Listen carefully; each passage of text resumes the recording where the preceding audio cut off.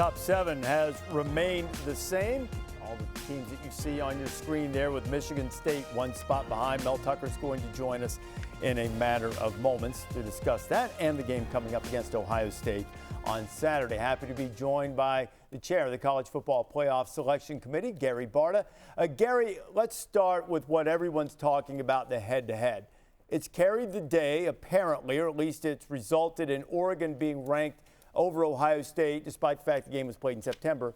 Game played a couple of weeks ago, Michigan State beats Michigan. How would you characterize the difference in the discussions among those teams? Well, Reese, head-to-head is certainly one of the criteria we use, one of the things we evaluated. In Oregon, Ohio State's case, Oregon has been playing terrific football as of late. They won the other day against Washington State. Ohio State is playing some of the best offense in the country. They had a nice win against Purdue, a convincing win against Purdue. But when it comes down to those two, the fact that Oregon went to Ohio State and beat them in the horseshoe is when the vote came down again this week. That's where the vote came out. With Michigan State, the committee when we met a week ago talked about Michigan being a more complete team. Since then, another game has been played. Michigan State looked good against Maryland.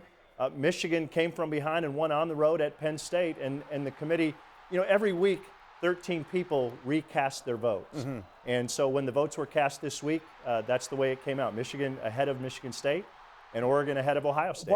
Why in the discussion, what has carried the day to make, because the metrics are very similar, save special teams and efficiency.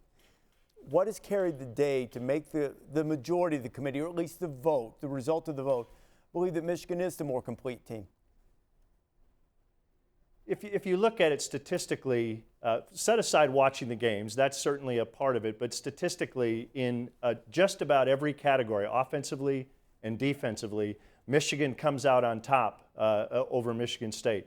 Again, it certainly is understood and considered that Michigan State beat Michigan, but at the end of the day, the committee added another game this week, and the committee decided that Michigan is still needing to be ranked a game ahead of Michigan State. Next week, we'll come back and we'll look at it again. When you look at Cincinnati's resume right now, how would you say the committee characterizes what they've accomplished up to this point? Playing an 8-win team this week, but I believe their last 3 opponents have won a grand total of 8 games. How would you characterize the evaluation of Cincinnati? They're undefeated.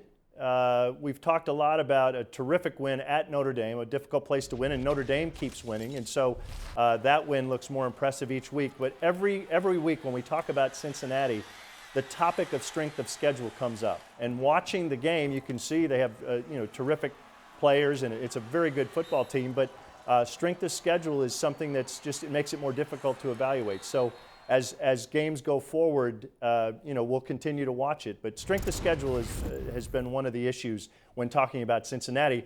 However, still a lot of respect having them at 5th. The number of upsets, Gary, this season, huge upsets, and everybody, virtually save 3 teams, have found a way to lose. It's like 2007, which was sort of the 2-loss team won the national championship in the old BCS era. How does that impact the evaluation of being able to stay undefeated, even if your schedule might not be as difficult as some others? Well, being undefeated, it's hard to do in any season at any level.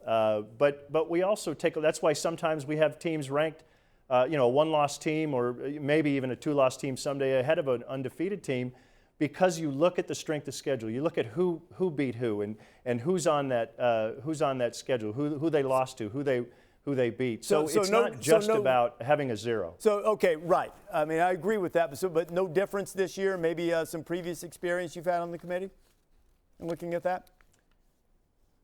Yeah, I think, I haven't really, I feel the same way. There are a lot of upsets. I haven't really paid attention to whether there are more upsets this year. I know early in the season that was the case. We had a couple this week, but not as many this week as in past weeks. So we're going to keep watching. There's a lot of football left to be played, and we'll see what happens going forward. Yeah, we're looking forward to it. Gary, great talking to you. Thanks a lot, guys. Thank you for watching ESPN on YouTube. For live streaming sports and premium content, subscribe to ESPN+.